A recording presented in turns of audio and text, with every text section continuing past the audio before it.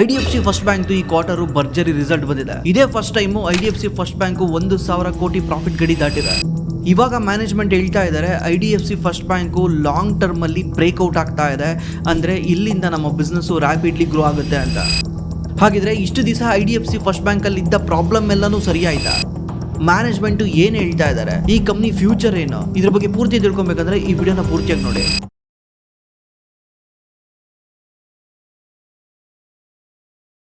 First ನಾವು ಈ ಕ್ವಾರ್ಟರ್ದ result ಕಡೆ ಹೋದ್ರೆ ನಾವು ಇಲ್ಲಿ PPT ಓಪನ್ ಮಾಡಿ ನೋಡಿದ್ರೆ ಟೋಟಲ್ ಏನು ಲೋನ್ ಅಡ್ವಾನ್ಸಸ್ ಅಂತ ಇದೆಯಲ್ಲ, ಬ್ಯಾಂಕಲ್ಲಿ ಅಡ್ವಾನ್ಸಸ್ ಅಂದರೆ ಇವ್ರು ಕೊಟ್ಟಿರೋ ಲೋನು 2,97,000 ಕೋಟಿ ಇದೆ. ಅದು ಇಯರ್ ಆನ್ ಇಯರ್ 20% ಗ್ರೋ ಆಗಿದೆ. ಅದೇ ರೀತಿ ಡೆಪಾಸಿಟ್ ಅಂದರೆ ಇವ್ರ ಕಸ್ಟಮರ್ ಇವ್ರ ಹತ್ರ ಇಟ್ಟಿರೋ ದುಡ್ಡು ಅದೆಷ್ಟು ಅಂದರೆ 3,11,000 ಕೋಟಿ. ಅದು ಇಯರ್ ಆನ್ ಇಯರ್ 18% ಅಪ್ ಆಗಿದೆ. ಮತ್ತೆ ಇಂಟ್ರೆಸ್ಟಿಂಗ್ ವಿಷಯ ಏನಂದ್ರೆ ಕಾಸಾ ಡೆಪಾಸಿಟ್ ಅಂದರೆ ಇದು 1,58,000 ಇದೆ. ಅಂದರೆ ನೀವು ನೋಡಿ ಇಲ್ಲಿ ಟೋಟಲ್ ಡೆಪಾಸಿಟ್ 3,11,000 ಕೋಟಿ, ಅದರಲ್ಲಿ 1,58,000 ಕೋಟಿ ಅಂದರೆ ಸುಮಾರು 50% ಕಾಸಾ ಇದೆ. ಇಲ್ಲಿದೆ ನೋಡಿ 50.8% ಕಾಸಾ ಇದೆ. ಇದು ಲಾಸ್ಟ್ ಇಯರ್ಗೂ ಈ ಇಯರ್ಗೂ 25% ಗ್ರೋ ಆಗಿದೆ. ಇದು one of the great sign.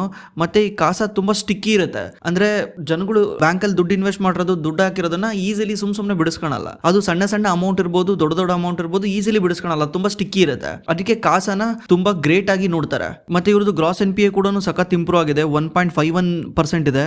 Last quarter ಇದು ಜಾಸ್ತಿ ಇತ್ತು, 45% ಬಿಪ್ಸ್ ಕಮ್ಮಿ ಆಗಿದೆ. ಅಂದರೆ ಇದು 1.96% ಇತ್ತು ಲಾಸ್ಟ್ ಇಯರಲ್ಲಿ, ಇವಾಗ 45 ಬಿಪ್ಸ್ ಕಮ್ಮಿ ಆಗಿದೆ.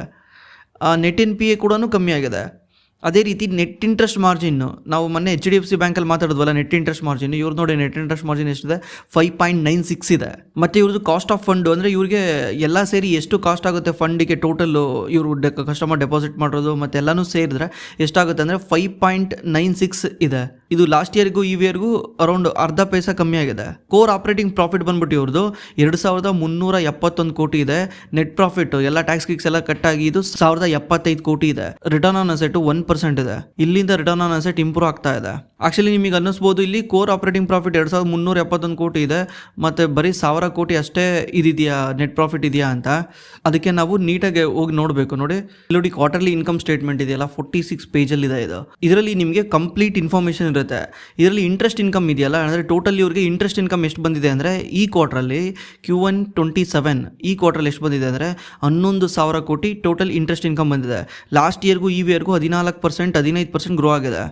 11,000 ಕೋಟಿ ಬಂದಿದೆ. ಇದರಲ್ಲಿ ಇಂಟ್ರೆಸ್ಟ್ ಎಕ್ಸ್ಪೆನ್ಸ್ ಅಂದರೆ ಇವ್ರಿಗೆ ಡೆಪಾಸಿಟ್ ಇಟ್ಟಿರ್ತಾರಲ್ಲ ದುಡ್ಡು, ಅವ್ರಿಗೆ ಇಂಟ್ರೆಸ್ಟ್ ವಾಪಸ್ ಕೊಡಬೇಕಲ್ಲ, ಅವ್ರಿಗೆ ಇಂಟ್ರೆಸ್ಟ್ ವಾಪಸ್ ಕೊಟ್ಟಿರೋದು ಅಥವಾ ಬೇರೆ ಕಡೆ ಇವರು ಬಾಂಡಿಂದ ತಂದಿರೋ ದುಡ್ಡಿಂದ ಅವ್ರಿಗೆ ಇಂಟ್ರೆಸ್ಟ್ ವಾಪಸ್ ಕೊಟ್ಟಿರೋದು ಎಷ್ಟಂದರೆ 5,000 ಕೋಟಿ. 11,000 ಕೋಟಿನಲ್ಲಿ 5,000 ಕೋಟಿ ವಾಪಸ್ ಹೋಗುತ್ತೆ. ಇದರಿಂದ ನೆಟ್ ಇಂಟ್ರೆಸ್ಟ್ ಇನ್ಕಮ್ ಎಷ್ಟು ಉಳಿತು ಅಂದರೆ ಇವ್ರ ಕೈಯಲ್ಲಿ ಇವ್ರದೇ ಇನ್ಕಮ್ ಎಷ್ಟು ಉಳಿತು, 5,972 ಕೋಟಿ ಇವ್ರಿಗೆ ಉಳಿತು. ಮತ್ತೆ ಇದರಲ್ಲಿ ಇವ್ರಿಗೆ ಫ್ರೀ ಇನ್ಕಮ್ ಬರುತ್ತೆ. ಫ್ರೀ ಇನ್ಕಮ್ ಅಂದರೆ processing charge, late payment charge, account maintenance charge, ಅದು ಇದು ಚಾರ್ಜಸ್ ಇರುತ್ತೆ. ಮತ್ತೆ ಇವರು ಬೇರೆ ಪ್ರಾಡಕ್ಟ್ಗಳನ್ನ ಸೆಲ್ ಮಾಡ್ತಿರ್ತಾರೆ, ಇನ್ಶೂರೆನ್ಸ್ ಸೆಲ್ ಮಾಡ್ತಿರ್ತಾರೆ, ಮ್ಯೂಚುವಲ್ ಫಂಡ್ನ ಸೆಲ್ ಮಾಡ್ತಿರ್ತಾರೆ, ಅದರಿಂದನೂ ಇವರಿಗೆ ಕಮಿಷನ್ ಬರುತ್ತೆ. ಇದೆಲ್ಲ ಸೇರಿದ್ರೆ 8,282 ಕೋಟಿ ಇವರಿಗೆ ಆಪರೇಟಿಂಗ್ ಇನ್ಕಮ್ ಬಂದಿದೆ, ಆಪರೇಟಿಂಗ್ ಪ್ರಾಫಿಟ್ ಬಂದಿದೆ.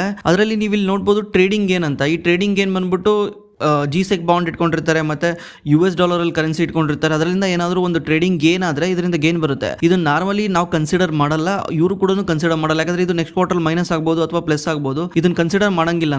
ನಾವೇನ್ ಕನ್ಸಿಡರ್ ಮಾಡ್ತೀವಿ ಅಂದ್ರೆ ಇದು ಬಿಟ್ಬಿಟ್ಟು ಈಗೇನು ಟ್ರೇಡಿಂಗ್ ಗೇನ್ ಇದೆಯಲ್ಲ, ಇದು ಬಿಟ್ಬಿಟ್ಟು ಏನು ಇನ್ಕಮ್ ಬಂದಿದೆ ಅದನ್ನ. ಅದಕ್ಕೆ ಇಲ್ಲಿ ನೋಡಿ operating income X trading gain ಅಂತ ಇದೆ, 8,100 ಕೋಟಿ ಇದೆ. ಇದು ಲಾಸ್ಟ್ ಇಯರ್ಗಿನ ಈ ಇಯರ್ಗೆ 21% ಜಂಪ್ ಆಗಿದೆ, ಅಂದ್ರೆ 21% ಅಪ್ ಆಗಿದೆ. ಇಲ್ಲಿ ನೀವು ಅವಾಗಲೇ ನೋಡಿದ್ರೆ 8,100 ಕೋಟಿ ಅಲ್ವಾ. ಮತ್ತೆ ಇಲ್ಲಿ ಆಪರೇಟಿಂಗ್ ಎಕ್ಸ್ಪೆನ್ಸ್ ಬರುತ್ತೆ, ಅಂದ್ರೆ ಈ ಬ್ಯಾಂಕ್ನ ನಡೆಸಕ್ಕೆ ಆಪರೇಷನ್ಗೆ ದುಡ್ಡು ಖರ್ಚಾಗುತ್ತಲ್ಲ, ಬ್ರಾಂಚ್ ಕಾಸ್ಟ್ ಇರ್ಬೋದು, ಬಾಡಿಗೆ ಇರ್ಬೋದು, ಎಂಪ್ಲಾಯ್ ಕಾಸ್ಟ್ ಇರ್ಬೋದು, ಸಾಫ್ಟ್ವೇರಿಗೆ ಖರ್ಚು ಮಾಡೋ ದುಡ್ಡು ಇರ್ಬೋದು, ಮೊಬೈಲ್ ಆ್ಯಪಿಗೆ ಬಿಲ್ಡ್ ಮಾಡೋಕ್ಕೆ ಖರ್ಚು ಮಾಡೋ ದುಡ್ಡು ಇರ್ಬೋದು, ಹೊಸ ಬ್ರಾಂಚ್ನ ಬಿಲ್ಡ್ ಮಾಡೋಕ್ಕೆ ದುಡ್ಡು ಇರ್ಬೋದು. ಈ ಥರ ಆಪರೇಟಿಂಗ್ ಎಕ್ಸ್ಪೆನ್ಸ್ ಇರುತ್ತೆ. ಅದು ಬಂದ್ಬಿಟ್ಟು 5,729 ಕೋಟಿ ಇದೆ. ಇದೆಲ್ಲ ಉಳಿದ್ಮೇಲೆ 8,100 ಕೋಟಿನಲ್ಲಿ 5,729 ಕೋಟಿ ಹೋದ್ಮೇಲೆ ಎಷ್ಟು ಉಳಿಯುತ್ತೆ, 2,553 ಕೋಟಿ ಉಳಿಯುತ್ತೆ. ಈ 2,533 ಕೋಟಿನಲ್ಲಿ ಮತ್ತೆ ಇದು ಯಾವಾಗಲೂ ಮೈನಸ್ ಮಾಡಬೇಕಲ್ಲ, ಮೈನಸ್ ಮಾಡಿದ್ರೆ ಎಷ್ಟಾಗುತ್ತೆ, ಟ್ರೇಡಿಂಗ್ ಗೇನ್ ಮೈನಸ್ ಮಾಡಿದ್ರೆ ಎಷ್ಟಾಗುತ್ತೆ, 2,371 ಕೋಟಿ. ನೀವು ಅವಾಗಲೇ ನೋಡಿದ್ರಿ ಆಪರೇಟಿಂಗ್ ಪ್ರಾಫಿಟ್ ಬಂದ್ಬಿಟ್ಟು 2,371 ಕೋಟಿ. ಬಟ್ ನೆಟ್ ಪ್ರಾಫಿಟ್ ಅಂದ್ರೆ ಪ್ರಾಫಿಟ್ ಆಫ್ಟರ್ ಟ್ಯಾಕ್ಸ್ ಯಾಕೆ ಅಷ್ಟು ಕಮ್ಮಿ ಇದೆ ಅಂತ, ಯಾಕಂದ್ರೆ ಯಾವುದೇ ಒಂದು ಬ್ಯಾಂಕ್ ನಡೆಸಬೇಕಾದ್ರೆ ಇದು ರಿಸ್ಕ್ ಅಂಡ್ ರಿವಾರ್ಡ್ ಗೇಮ್ ಅಲ್ಲ. ಈಗ ಇವ್ರಿಗೆ ಲೋನ್ ಕೊಟ್ಟಿರ್ತಾರೆ, ಎಷ್ಟೋ ಜನ ಅದ್ರಲ್ಲಿ ವಾಪಸ್ ಕೊಟ್ಟಿರಲ್ಲ. NPA ಆಗ್ಬೋದು, ಅಂದ್ರೆ 2% 1% NPA ಆದ್ರೂ ಕೂಡ 3 ಲಕ್ಷ ಕೋಟಿ ಅದರಲ್ಲಿ ಲೋನ್ ಕೊಟ್ಟಿದ್ರೆ 1% ಬರಲಿಲ್ಲದ್ರು ಎಷ್ಟಾಗುತ್ತೆ, 3,000 ಕೋಟಿ ಬಂದಿಲ್ಲ ಅಂತ ಅರ್ಥ. ಈ 3,000 ಕೋಟಿನಲ್ಲಿ 3 ತಿಂಗಳು ಯಾರನ್ನ EMI ಕಟ್ದಲೇ ಇದ್ರೆ ಅದನ್ನ RBI ಪ್ರಕಾರ ಆ್ಯಡ್ ಮಾಡಬೇಕು. ಅದರಲ್ಲಿ ಮತ್ತೆ ಯಾರೋ ಒಬ್ಬರು ಕಟ್ಬೋದು, ಇನ್ನು ವರ್ಷದಲ್ಲಿ ಇವರೇ ರಿಕವರಿ ಮಾಡಿ ಕಟ್ಟಿಸ್ಕೊಬೋದು. ಸ್ಟಿಲ್ ಇವ್ರೇನು ಅನ್ಕೊಂತಾರೆ, ಸ್ಟಿಲ್ 1,000 ಕೋಟಿನ ಎತ್ತಿಟ್ಟಿರೋಣ, ಯಾಕೆ ಬೇಕು, ನಾಳೆ ಒಂದು ದಿವಸ ಇವ್ರು ಕಡ್ದಲ್ಲೇ ಇದ್ರೆ ಏನು ಮಾಡೋದು ಅಂತ ಪ್ರತಿ ಒಂದು ಕ್ವಾರ್ಟ್ರಲ್ಲೂ ಎತ್ತಿಡ್ತಾರೆ. ಇಲ್ಲಿ ನೋಡಿ, ಇಲ್ಲೂ ಎತ್ತಿಟ್ಟಿದ್ದಾರೆ, Q1 FY26 ಅಲ್ಲೂ ಎತ್ತಿಟ್ಟಿದ್ದಾರೆ, ಪ್ರತಿ ಕ್ವಾರ್ಟರ್ಲ್ಲೂ ಎತ್ತಿಡ್ತಾರೆ. ಈ ಕ್ವಾರ್ಟರ್ಲ್ಲೂ ಅದೇ ರೀತಿ ಎತ್ತಿಟ್ಟಿದ್ದಾರೆ, 1,144 ಕೋಟಿ ಎತ್ತಿಟ್ಟಿದ್ದಾರೆ. ಮತ್ತೆ ಇದಾದ್ಮೇಲೆ ಎಷ್ಟು ಉಳಿಯುತ್ತೆ, ಈ ತರ ಪ್ರಾವಿಷನ್ ಎತ್ತಿಟ್ಟ ಮೇಲೆ ಎಷ್ಟು ಉಳಿಯುತ್ತೆ, 1,409 ಕೋಟಿ ಉಳಿಯುತ್ತಲ್ಲ. 1,409 ಕೋಟಿನಲ್ಲಿ 333 ಕೋಟಿ ಟ್ಯಾಕ್ಸ್ ಕಟ್ಟಬೇಕು. 333 ಕೋಟಿ ಟ್ಯಾಕ್ಸ್ ಕಟ್ಟಿದ್ರೆ 1,075 ಕೋಟಿ ಪ್ರಾಫಿಟ್ ಆಗುತ್ತೆ. ಅಂದ್ರೆ ಇದನ್ನ ಲಾಸ್ಟ್ ಇಯರ್ಗಿನ ಈ ಇಯರ್ಗೆ ಕಂಪೇರ್ ಮಾಡಿದ್ರೆ 132% ಗೇನ್ ಆಗಿದೆ, 130% ಪ್ರಾಫಿಟ್ ಗ್ರೋತ್ ಆಗಿದೆ. ಇದ್ರ ಲಾಸ್ಟ್ ಕ್ವಾರ್ಟರ್ ಏನಾಗಿತ್ತು ಗೊತ್ತಲ್ವಾ ನಿಮ್ಗೆ, ಅದು ಒಂದು ಚಂಡೀಗಢಲ್ಲಿ ಒಂದು ಫ್ರಾಡ್ ಆಗಿತ್ತು, ಅದರಿಂದ ಪ್ರಾವಿಷನ್ ಅಲ್ಲೂ ಕೂಡ ಜಾಸ್ತಿ ಇಟ್ಟಿದ್ರು, ಅದಕ್ಕೆ ಇದು ಪ್ರಾಫಿಟ್ ಕಮ್ಮಿ ಆಗಿತ್ತು. ಬಟ್ ಈ ಕ್ವಾರ್ಟರಲ್ಲಿ ಆ ಥರದ್ದೇನು ಪ್ರಾಬ್ಲಮ್ ಇಲ್ಲ, ಅದು ಅಲ್ಲಿ ಲಾಸ್ಟ್ ಕ್ವಾರ್ಟರಲ್ಲೇ ರಿಸಾಲ್ವ್ ಆಗಿದೆ. ಈ ಕ್ವಾರ್ಟರಲ್ಲಿ 1,000 ಕೋಟಿ ಪ್ರಾಫಿಟ್ ಆಗಿದೆ.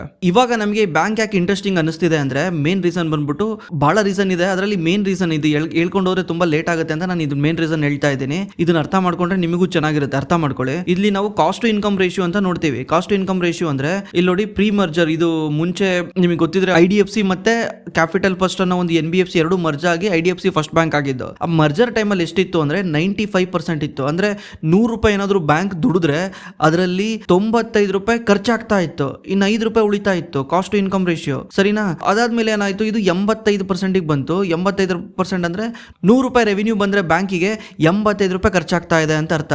ಅದೇ ರೀತಿ 86, 87 ಇಲ್ಲೇ ತುಂಬಾ ದಿವಸ ಇತ್ತು. ಯಾಕಂದ್ರೆ ಏನಾಗುತ್ತೆ ಗೊತ್ತಾ, ಇನಿಷಿಯಲಿ ಇವರು ಬ್ರಾಂಚ್ಗೋಸ್ಕರ ದುಡ್ಡು ಖರ್ಚು ಮಾಡಿರ್ತಾರೆ, ಬ್ರಾಂಚ್ ಬಿಲ್ಡ್ ಮಾಡಿರ್ತಾರೆ, ಮತ್ತೆ ಸಾಫ್ಟ್ವೇರ್ಗೆ ದುಡ್ಡು ಖರ್ಚು ಮಾಡಿರ್ತಾರೆ, ಎಂಪ್ಲಾಯ್ಗಳನ್ನ ಹೈರ್ ಮಾಡಿರ್ತಾರೆ, ಎಂಪ್ಲಾಯ್ಗೆ ಬೆನಿಫಿಟ್ ಕೊಟ್ಟಿರ್ತಾರೆ, ಬ್ರಾಂಚ್ನ ಇನ್ಕ್ರೀಸ್ ಮಾಡಿರ್ತಾರೆ. ಮೇನ್ ಇವ್ರಿಗೆ ಇನ್ಫ್ರಾಸ್ಟ್ರಕ್ಚರ್ನ ಇನ್ಕ್ರೀಸ್ ಮಾಡೋದ್ರಲ್ಲಿ ದುಡ್ಡು ಬಹಳ ಸ್ಪೆಂಡ್ ಆಗಿರುತ್ತೆ. Over a period of time ಏನಾಗ್ಬಿಡುತ್ತೆ ಅಂದ್ರೆ, ಈ ಕಾಸ್ಟ್ ಸ್ಟೇಬಲ್ ಆಗ್ಬಿಡುತ್ತೆ, ನಿಂತ್ಕೊಂಡ್ಬಿಡುತ್ತೆ. ಅಂದ್ರೆ ಪ್ರತಿ ಸಲ ಬ್ರಾಂಚ್ ಅಲ್ಲಿ ದುಡ್ಡು ಇನ್ವೆಸ್ಟ್ ಮಾಡೋ ತಕ್ಷಣ ಪದೇ ಪದೇ ದುಡ್ಡು ಖರ್ಚಾಗಲ್ಲ. ಕ್ವಾರ್ಟರ್ಲಿ ನಾನು ಏನಾದ್ರು 100 ಬ್ರಾಂಚ್ ಓಪನ್ ಮಾಡಿದೀನಿ ಅಂದ್ರೆ ನೆಕ್ಸ್ಟ್ ಕ್ವಾರ್ಟರ್ಲಿ ಆ ಬ್ರಾಂಚ್ ಇಂದ ಕಾಸ್ಟ್ ಎಕ್ಸ್ಟ್ರಾ ಬರಲ್ಲ, ಆಲ್ರೆಡಿ ಅದು ಫಿಕ್ಸ್ ಆಗ್ಬಿಡುತ್ತೆ ಕಾಸ್ಟ್.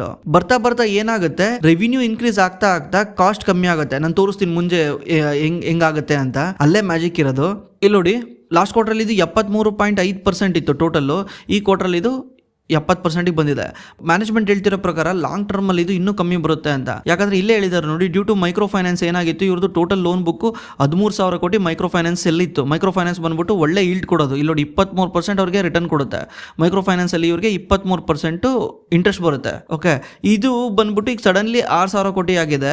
ಬಿಕಾಸ್ ಆಫ್ ಇದು ಕಮ್ಮಿ ಆಗಿರೋದ್ರಿಂದ ಇವರೇ ಕಮ್ಮಿ ಮಾಡಿದ್ದಾರೆ. ಲಾಸ್ಟ್ ಬಿಕಾಸ್ ಇಂಡಿಯಾದಲ್ಲಿ ಮೈಕ್ರೋ ಫೈನಾನ್ಸ್ ಸ್ವಲ್ಪ ಪ್ರಾಬ್ಲಮ್ ಇತ್ತು ಅಂತ ಕಮ್ಮಿ ಮಾಡಿದ್ದಾರೆ. ಇದು ಕಮ್ಮಿ ಆಗಿರೋದ್ರಿಂದ ಏನಾಗ್ತಾ ಇದೆ, ನಮಗೆ ನೆಟ್ ಇಂಟ್ರೆಸ್ಟ್ ಮಾರ್ಜಿನ್ ಕಮ್ಮಿ ಆಗಿದೆ. ನೆಟ್ ಇಂಟ್ರೆಸ್ಟ್ ಮಾರ್ಜಿನ್ ಕಮ್ಮಿ ಆದ್ರೆ ಏನಾಗುತ್ತೆ, ನಮಗೆ ಇಂಟ್ರೆಸ್ಟ್ ಇನ್ಕಮ್ ಕಮ್ಮಿ ಆಗುತ್ತೆ, ಇಂಟ್ರೆಸ್ಟ್ ಗ್ರೋತ್ ಕಮ್ಮಿ ಆಗುತ್ತೆ. ಬಟ್ ಇವಾಗ ಬಾಟಮ್ ಔಟ್ ಆಗಿದೆ. ಯಾವುದು MFI ಅಂದ್ರೆ ಮೈಕ್ರೋ ಫೈನಾನ್ಸ್ ಬಾಟಮ್ ಔಟ್ ಆಗಿರೋದ್ರಿಂದ over a period of time ಈ ಲೋನ್ ಬುಕ್ ಗ್ರೋ ಆದ್ರೆ ನಮ್ದು ಇನ್ಕಮ್ ಕೂಡ ಗ್ರೋ ಆಗುತ್ತೆ. ಅವಾಗ ಕಾಸ್ಟ್ ಟು ಇನ್ಕಮ್ ಇನ್ನೂ ಕೆಳಗೆ ಬರುತ್ತೆ ಅಂತ ಹೇಳ್ತಾ ಇದ್ದಾರೆ. ಇಲ್ಲಿ ಏನಾಗುತ್ತೆ, ಆಪರೇಟಿಂಗ್ ಲಿವರೇಜ್ ಬರುತ್ತೆ ಅಂತ ಹೇಳ್ತಾ ಇದ್ದಾರೆ.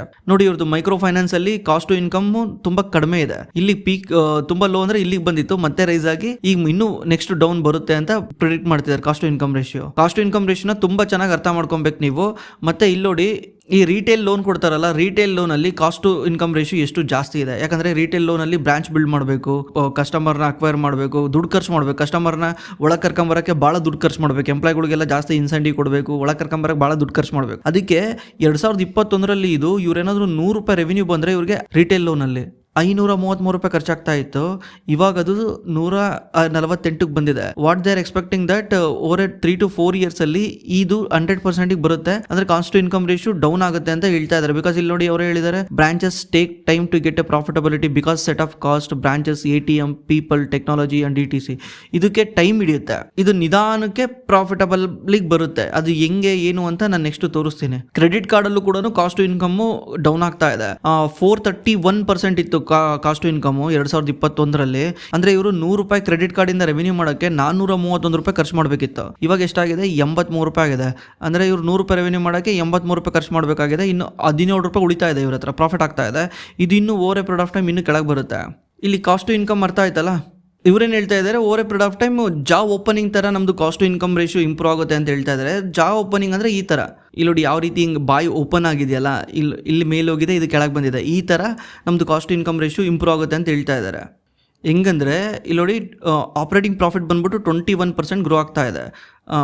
ಅದೇ ಎಕ್ಸ್ಪೆನ್ಸ್ ಬಂದ್ಬಿಟ್ಟು 16% ಮಾತ್ರ ಗ್ರೋ ಆಗ್ತಾ ಇದೆ.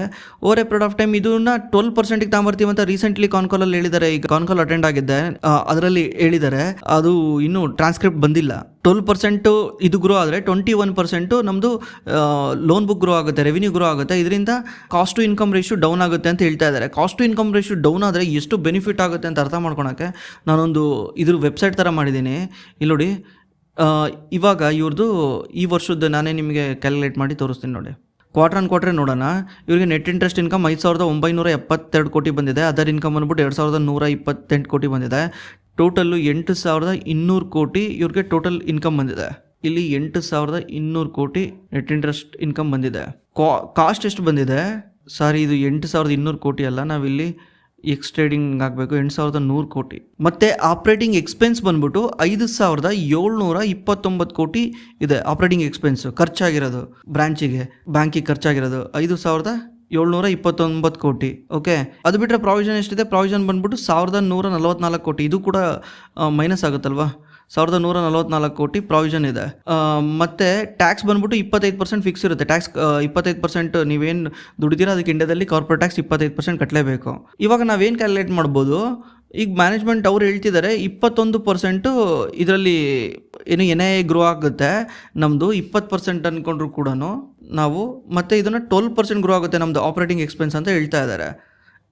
ಪ್ರಾವಿಷನ್ ಗ್ರೋತ್ ಅಂದರೆ ಈ ಪ್ರಾವಿಷನ್ ಕೂಡ over a period of time increase ಮಾಡ್ತಾ ಹೋಗ್ತಾರೆ. 20% ಹಾಕೋಣ, ಬಿಕಾಸ್ ರೆವಿನ್ಯೂ ಗ್ರೋತ್ ಬರ್ತಾ ಪ್ರಾವಿಷನ್ ಕೂಡ ಜಾಸ್ತಿ ಮಾಡ್ತಾ ಹೋಗ್ತಾರೆ. ಇಲ್ಲಿ ನೋಡಿ, ಇವಾಗ ಕರೆಂಟ್ಲಿ ನೋಡಿ, ಇವಾಗ ಎಷ್ಟಿದೆ? 70.70 ಇದೆ.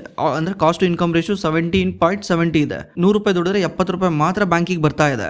ಇದು over a period of time next 12 quarter ಅಂದರೆ ನೆಕ್ಸ್ಟ್ 3 ವರ್ಷ. 3 ವರ್ಷಕ್ಕೆ ನಾವೇನಾದ್ರು ತೊಗೊಂಡ್ರೆ ಇವಾಗ 70 ಇರೋದು, ಇದು over a period of time 57-60ಕ್ಕೆ ಬಂದು ನಿಂತ್ಕೊಳುತ್ತೆ ಕಾಸ್ಟ್ ಟು ಇನ್ಕಮ್ ರೇಷಿಯೋ. ಯಾಕಂದರೆ ಇಲ್ಲಿ ನೋಡಿ, ಇಲ್ಲಿ ರೆವಿನ್ಯೂ ಯಾವ ರೀತಿ ಜಾಸ್ತಿ ಆಗಿದೆ. ಈ ಕ್ವಾರ್ಟ್ರಲ್ಲಿ 8,100 ಇದೆಯಾ ರೆವಿನ್ಯೂ, ಅಂದರೆ net interest income. Total income ಇರೋದು 8,100 ಇದೆಯಾ. 8,100ರಿಂದ ಇದು ಎಲ್ಲಿಗೆ ಹೋಗುತ್ತೆ? 13,000 ಕೋಟಿಗೆ ಹೋಗುತ್ತೆ. ದಟ್ ಮೀನ್ಸ್ ಇದು ಡಬಲ್ ಕೂಡ ಆಗಲ್ಲ. ನೆಕ್ಸ್ಟ್ 3 ವರ್ಷದಲ್ಲಿ ಇದು ಡಬಲ್ ಆಗಲ್ಲ. ಇಯರ್ ಆನ್ ಇಯರ್ 20% ಗ್ರೋ ಆಗ್ತಾ ಹೋಗುತ್ತೆ. ಟಾಪ್ ಲೈನ್ ಅಂತ ಕರೀತಾರೆ ಇದನ್ನು. ಇದು 20% ಗ್ರೋ ಆಗ್ತಾ ಹೋಗುತ್ತೆ. 8,000 ಇರೋದು 13,900 ಆಗುತ್ತೆ. ಅದೇ ಪ್ರಾಫಿಟ್ ನೋಡಿ ಏನಾಗುತ್ತೆ. ಈ ಕ್ವಾರ್ಟ್ರಲ್ಲಿ 900,000 ಕೋಟಿ ಬಂದಿದೆ, ಬಟ್ ಇದರಲ್ಲಿ 1,000 ಕೋಟಿ ಬಂದಿದೆ. ಬಟ್ ಈ ಕ್ವಾರ್ಟ್ರಲ್ಲಿ ಸ್ವಲ್ಪ ಟ್ಯಾಕ್ಸ್ ಕಮ್ಮಿ ಕಟ್ ಮಾಡಿದ್ದಾರೆ. ಯಾಕಂದರೆ ಲಾಸ್ಟ್ ಕ್ವಾರ್ಟರ್ ಲಾಸ್ ಆಗಿರೋದನ್ನ ಈ ಕ್ವಾರ್ಟರ್ ಕ್ಯಾರಿ ಫಾರ್ವರ್ಡ್ ಮಾಡಿ ಟ್ಯಾಕ್ಸ್ ಕಮ್ಮಿ ಕಟ್ ಮಾಡಿದ್ದಾರೆ. ನಾವು ಸ್ಟಿಲ್ 920 ಕೋಟಿ ಅಂದ್ಕೊಂಡ್ರು ಕೂಡ ಇಲ್ಲಿ 3 ವರ್ಷಕ್ಕೆ ಇದು ಡಬಲ್ ಕೂಡ ಆಗಿಲ್ಲ ತಾನೇ. ಇದು ರೆವಿನ್ಯೂ 8,000 ಕೋಟಿ ಇರೋ ರೆವಿನ್ಯೂ 13,900 ಕೋಟಿನೇ ಇದೆ ತಾನೆ. ಇಲ್ಲಿ ನೋಡಿ, ಇಲ್ಲಿ ಏನಾಗಿರುತ್ತೆ? 900 ಕೋಟಿ ಇರೋ ಈ ಕ್ವಾರ್ಟರ್ 900 ಕೋಟಿ ಇದ್ದರೆ ನೆಕ್ಸ್ಟ್ ಕ್ವಾರ್ಟರ್ ಬಂದ್ಬಿಟ್ಟು 1,040 ಕೋಟಿ ಆಗುತ್ತೆ ಪ್ರಾಫಿಟ್ಟು. ಅದರ ನೆಕ್ಸ್ಟ್ ಕ್ವಾರ್ಟರ್ ಬಂದ್ಬಿಟ್ಟು 1,167 ಕೋಟಿ ಆಗುತ್ತೆ. ಇಲ್ಲಿ ನೋಡಿ ಎಷ್ಟಾಗುತ್ತೆ ನೆಕ್ಸ್ಟ್ 3 ಇಯರ್ಸ್ ಬಿಟ್ಬಿಟ್ಟು. ಪರ್ ಕ್ವಾರ್ಟ್ರು ನಾನು ಹೇಳ್ತಾ ಇರೋದು. ಪರ್ ಕ್ವಾರ್ಟ್ರು 13ನೇ ಅಂದರೆ ನೆಕ್ಸ್ಟ್ 3 ಇಯರ್ಸ್ ಬಿಟ್ಟು ಒಂದು ಕ್ವಾರ್ಟ್ರಲ್ಲಿ ಈ ಬ್ಯಾಂಕು 2,978 ಕೋಟಿ ನೆಟ್ ಪ್ರಾಫಿಟ್ ಮಾಡ್ತಾ ಇರುತ್ತೆ. ಅಂದರೆ ಆಲ್ಮೋಸ್ಟ್ 3,000 ಕೋಟಿ ಮಾಡ್ತಾ ಇರುತ್ತೆ. ಈಗ ವರ್ಷದಲ್ಲಿ ಎಷ್ಟು ಕ್ವಾರ್ಟರ್ ಬರ್ತವೆ? 4 ಕ್ವಾರ್ಟರ್ ಬರ್ತವೆ.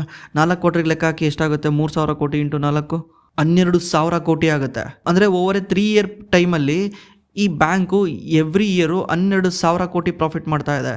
ಇವಾಗ ಕರೆಂಟ್ಲಿ ಎಷ್ಟು ಮಾಡ್ತಾ ಇದೆ? 2,200 ಕೋಟಿ ಮಾಡ್ತಾ ಇದೆ. ಸ್ಟಿಲ್ 1,000 ಕೋಟಿ ಮಾಡಿದೆ ಅಂದರೆ ನೆಕ್ಸ್ಟ್ 4 ಕ್ವಾರ್ಟ್ರು ಇದೇ ರೀತಿ ಮಾಡುತ್ತೆ ಅಂದರೆ ಕೂಡ 4,000 ಕೋಟಿ ಮಾಡ್ತಾ ಇದೆ. ನೆಕ್ಸ್ಟ್ 3 ಇಯರ್ಸಲ್ಲಿ ಈ bank as per management guidance 12,000 ಕೋಟಿ ಪ್ರಾಫಿಟ್ ಮಾಡಬೇಕು. ಇದೆಲ್ಲ ಕ್ವಾರ್ಟರ್ ಆನ್ ಕ್ವಾರ್ಟರ್ ಇದು ಇಂಟು 4 ಮಾಡಬೇಕು ನೀವು, ಬಿಕಾಸ್ ವರ್ಷದಲ್ಲಿ 4 ಕ್ವಾರ್ಟರ್ ಬರ್ತವೆ. ಇಲ್ಲಿ ನೋಡಿ, ಇದು ಆಪ್ರೇಟಿಂಗ್ ಪ್ರಾಫಿಟ್ಟು ಎಷ್ಟಿದೆ Q1ಅಲ್ಲಿ. ಇದು ಆಪ್ರೇಟಿಂಗ್ ಪ್ರಾಫಿಟ್ ಯಾವ ರೀತಿ ಇನ್ಕ್ರೀಸ್ ಆಗ್ತಾ ಹೋಗುತ್ತೆ ನೋಡಿ.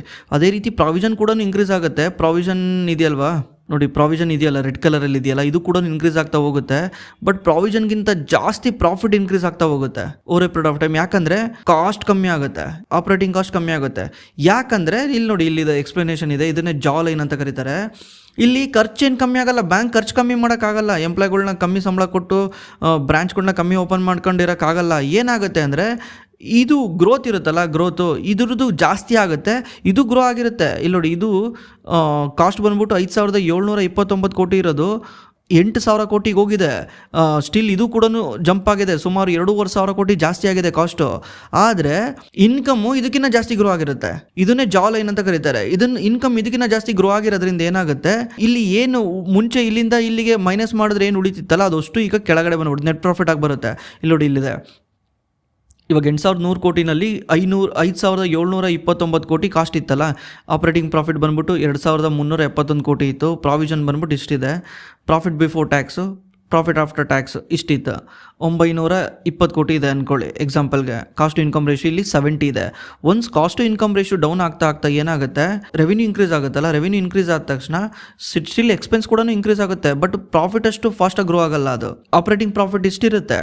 ಆಪ್ರೇಟಿಂಗ್ ಪ್ರಾಫಿಟ್ ಹೆಂಗೆ ಇನ್ಕ್ರೀಸ್ ಆಗ್ತಾ ಬರುತ್ತೆ ನೋಡಿ, ಪ್ರಾವಿಷನ್ ಕೂಡ ಇನ್ಕ್ರೀಸ್ ಆಗ್ತಾ ಇದೆ, ಆಪ್ರೇಟಿಂಗ್ ಪ್ರಾಫಿಟ್ ಕೂಡ ಇನ್ಕ್ರೀಸ್ ಆಗ್ತಾ ಇದೆ. ಬಟ್ ಎಲ್ಲದಕ್ಕಿಂತ ಸ್ಪೀಡಾಗೆ ಆಪ್ರೇಟಿಂಗ್ ಪ್ರಾಫಿಟ್ಟು ಮತ್ತು ನೆಟ್ ಪ್ರಾಫಿಟ್ ಇನ್ಕ್ರೀಸ್ ಆಗುತ್ತೆ. ಯಾಕಂದರೆ cost to income ratio down ಆಗ್ತಾ ಇರೋದ್ರಿಂದ.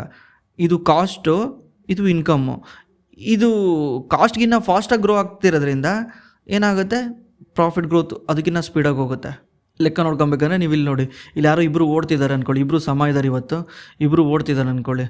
ಇವನು ಅವ್ನಿಗಿನ್ನ ಸ್ಪೀಡಾಗಿ ಓಡ್ತಾ ಇವನೇನಾಗ್ತಾನೆ, over a period of time ಇವನು ಇಲ್ಲೇ ನಿಂತ್ಕೊತಾನೆ. ಇವನು ಓಡ್ತಿದ್ದಾನೆ, ಸ್ಪೀಡಾಗಿ ಓಡ್ತಿಲ್ಲ, ಬಟ್ ಇವನು ಸ್ಪೀಡಾಗಿ ಓಡ್ತಿರೋದ್ರಿಂದ ಇವರಿಬ್ಬರ ಮಧ್ಯದಲ್ಲಿ ಗ್ಯಾಪ್ ಉಳಿಯುತ್ತೆ. ಈ ಗ್ಯಾಪ್ ಎಷ್ಟು ಜಾಸ್ತಿ ಆಗುತ್ತೋ ಅಷ್ಟು ಪ್ರಾಫಿಟ್ ಜಾಸ್ತಿ ಆಗುತ್ತೆ.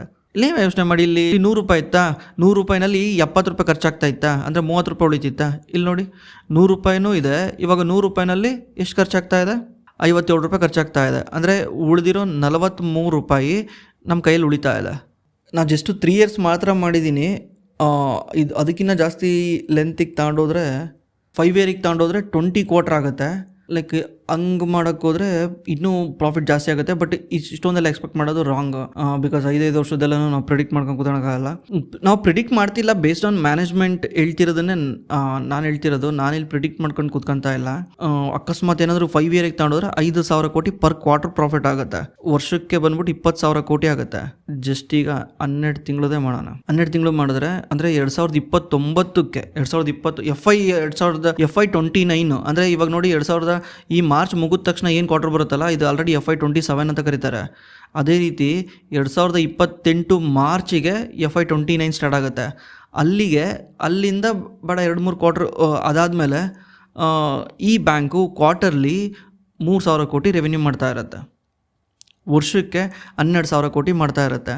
ನೀವು ಇದಕ್ಕೆ ಜಸ್ಟ್ 20 ಟೈಮ್ಸ್ ಪೇ ಮಾಡಿ. 12,000 ಕೋಟಿಗೆ 20 ಟೈಮ್ಸ್ ಪೇ ಮಾಡಿ, ಬೇಡ 15 ಟೈಮ್ಸು ಪೇ ಮಾಡಿ. ಎಷ್ಟಾಗುತ್ತೆ, 1,80,000 ಕೋಟಿ ಮಾರ್ಕೆಟ್ ಕ್ಯಾಪ್ ಬರಬೇಕಾಗತ್ತೆ. ಈಗ ಎಷ್ಟಿದೆ, 73,000 ಕೋಟಿ ಇದೆ. 20 ಟೈಮ್ಸ್ ಪೇ ಮಾಡೋದು ಇನ್ನೂ ಜಾಸ್ತಿ ಆಗುತ್ತೆ, 2,40,000 ಆಗುತ್ತೆ. 20 ಟೈಮ್ಸ್ ಬೇಡ, 15 ಟೈಮ್ಸ್ ಅನ್ಕೊಂಡ್ರು ಕೂಡ 1,80,000 crore ಮಾರ್ಕೆಟ್ ಕ್ಯಾಪ್ ಆಗಬೇಕಾಗತ್ತೆ. ಮತ್ತೆ ಹೇಳ್ತಿದ್ದೀನಿ, ಇದು ಯಾವುದೇ ರೀತಿ ನಾನು ಮಾಡ್ತಿರೋ ಪ್ರೊಜೆಕ್ಷನ್ ಅಲ್ಲ, ಬೇಸ್ಡ್ ಆನ್ ಮ್ಯಾನೇಜ್ಮೆಂಟ್ ಗೈಡೆನ್ಸ್ ಕೊಟ್ಟಿರೋ ಪ್ರಕಾರ ಮಾಡ್ತಿರೋ ಪ್ರೊಜೆಕ್ಷನ್ನು. ನೀವು ಒಂದ್ಸಲ ಚೆಕ್ ಮಾಡಿ. ಬಟ್ ನಾನು ನಿಮಗೆ ಕಾಸ್ಟ್ ಟು ಇನ್ಕಮ್ ರೇಷಿಯೋನ ಅರ್ಥ ಮಾಡಿಸ್ಬೇಕಿತ್ತು, ಅದಕ್ಕೋಸ್ಕರ ಇದನ್ನು ಡೀಪಾಗಿ ಬರೀ cost to income ratio basis ಮೇಲೆ ಮಾತ್ರ ಹೇಳ್ತಾ ಇದ್ದೀನಿ. ಇನ್ನೂ ಬೇರೆ ಬೇರೆ ವಿಷಯಗಳಿದಾವೆ, ನಾನು ಯಾವುದನ್ನು ಪರಿಗಣನೆಗೆ ತಗೊಂಡಿಲ್ಲ. ಮತ್ತೆ ಇದು ಜಸ್ಟ್ ಒನ್ ಪಾರ್ಟ್ ಅಷ್ಟೇ. ಇದ್ರ ಜೊತೆ ರಿಸ್ಕ್ ಕೂಡ ಇರುತ್ತೆ, MFI ರಿಸ್ಕ್ ಇರುತ್ತೆ, ಮತ್ತೆ NPA ಜಾಸ್ತಿ ಆಗೋ ರಿಸ್ಕ್ ಇರುತ್ತೆ. NPA ಜಾಸ್ತಿ ಆದರೆ ಈ ಲೆಕ್ಕಾಚಾರನೇ ಉಲ್ಟಾ ಸೀದಾಗ ಹೋಗುತ್ತೆ. ಬಿಕಾಸ್ ನಾನು ಅವಾಗ ಹೇಳಿದ್ನಲ್ಲ, ಪ್ರಾವಿಷನ್ ಜಾಸ್ತಿ ಇಡಕ್ಕೆ ಹೋಗ್ತಾರೆ. ಪ್ರಾವಿಷನ್ ಜಾಸ್ತಿ ಇಡ್ತಾ ಏನಾಗುತ್ತೆ, ನೆಟ್ ಪ್ರಾಫಿಟ್ ಕಮ್ಮಿ ಆಗುತ್ತೆ. ಬೇರೆ ಬೇರೆ ರಿಸ್ಕ್ ಕೂಡ ಇದಾವೆ. ನೀವು ಕೂಡ ಒಂದ್ಸಲ ಹೋಗಿ ಅನಲೈಸಿಸ್ ಮಾಡಿ, ಕಾಸ್ಟ್ ಟು ಇನ್ಕಮ್ ರೇಷಿಯೋ ಅಂದರೆ ಏನು, ಹೆಂಗೆ ವರ್ಕ್ ಆಗುತ್ತೆ ಅಂತ ನಾನು ಈ ವಿಡಿಯೋದಲ್ಲಿ ಎಕ್ಸ್ಪ್ಲೇನ್ ಮಾಡಿದ್ದೇನೆ.